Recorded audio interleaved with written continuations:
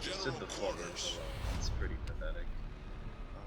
Okay, anyways, this is the first replay analysis that I've ever done. So, this is definitely going to be a bit of an experiment, but we'll just see what happens here. Alright, first thing I notice off the bat is that you're not using any premium consumables.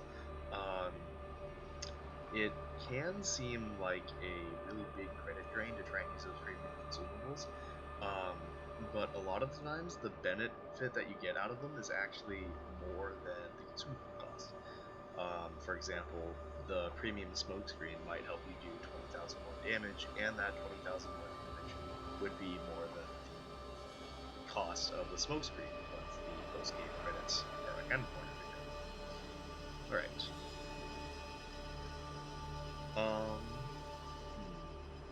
Right now your pathing seems pretty standard for a center, just kind of going through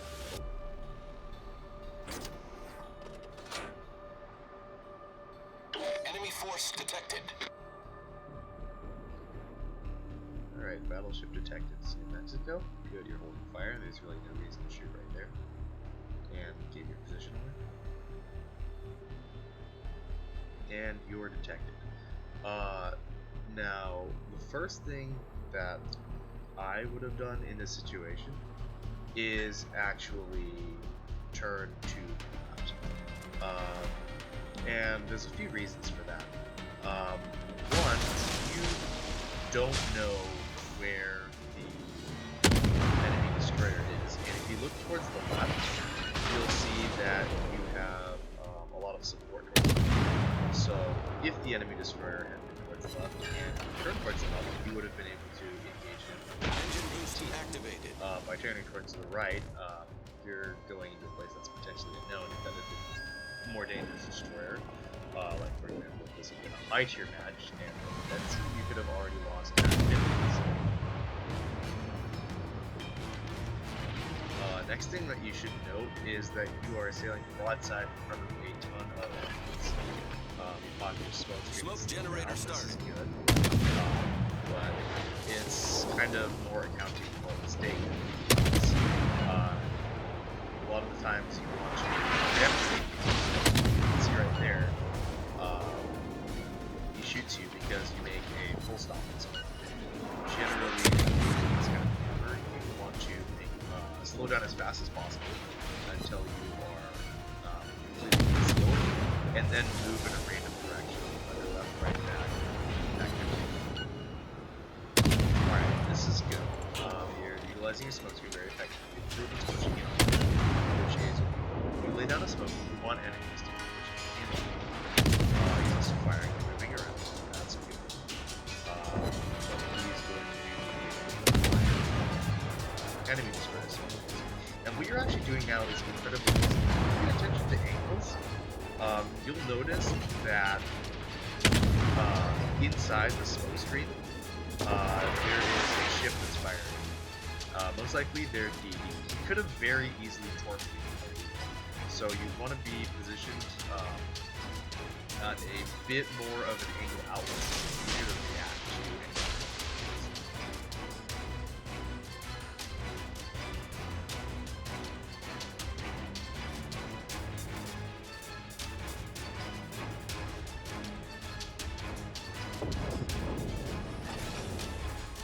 Engine boost deactivated.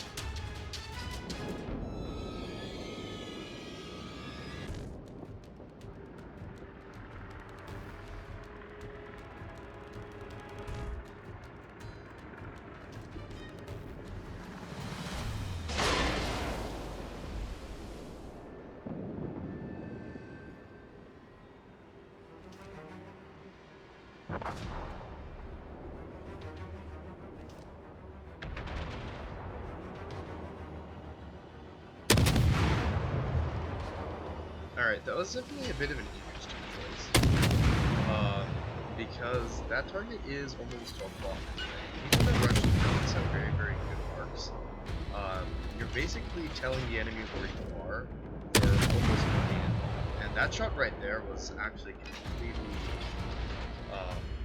completely unnecessary in my opinion. because that was in New Mexico at the very edge of your range, and he was also angling. So you wouldn't have been able to hit the superstructure. There is a very, very low percent chance that you would have been able to set a fire. But again, that was a very, very low percent chance. And I don't think it would be great.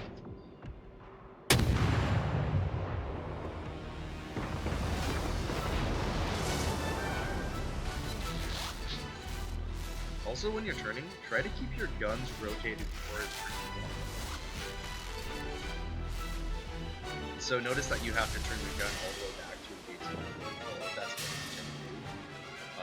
If you had kept the gun pointing towards the Cleveland, will turn.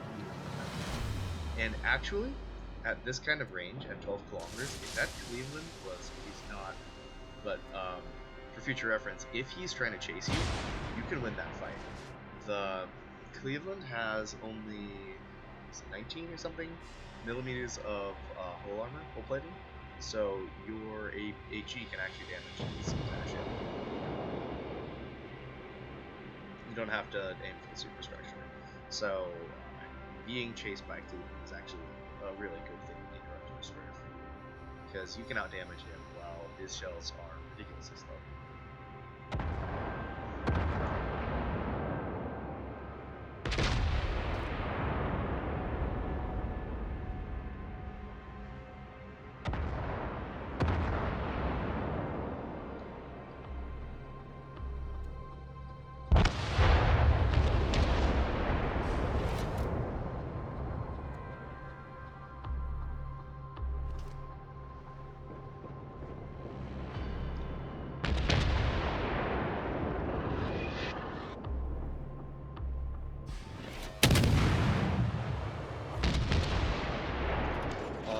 Again, a really questionable shot because you're giving away your position.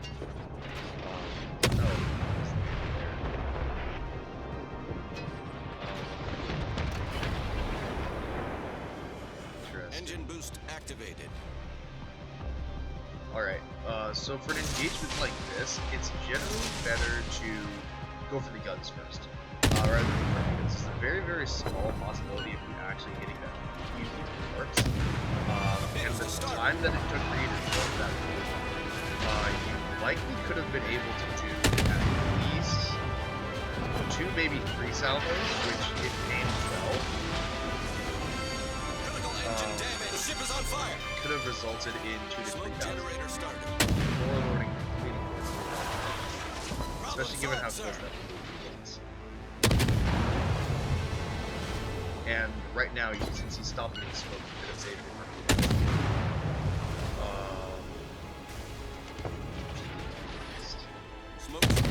Okay, next target's the Arizona. First off, I can tell those shots are a tad.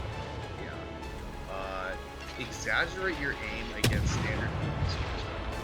And right here, you could actually be switching to AP. I know it's kind of an issue here, but standard battleships, the like tier 6 and 7 US battleships, they have really, really thin upper belt. You could be doing probably 2 to 3k a salvo if you aim mid-belt or high belt using AP. I know everyone says, oh, use HE and a DD. No, use them on firewalls. It's just going to damage you. It's much, much harder for US entities to, or actually any BBs to damage your HE damage and fire damages. Fire damage can only be paired.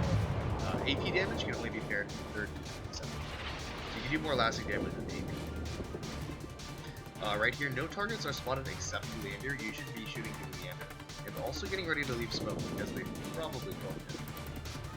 If they're smart. If not, then engine boost deactivated. I also would not be making a move to torp that Arizona. That's really dangerous. That thing can delete you with 12, 16-inch guns. And if you are gonna if you're gonna be that aggressive and go out to torp the Arizona, I would wait. Like you basically screwed yourself here. I'm guessing he's losing the next album if he's at all a decent shot. And you should most definitely not be turning him after doing that torpedo salvo. You should be turned fully all the way out. The only reason you didn't straight up die there is because that Arizona. You should be turned out right now, like running away.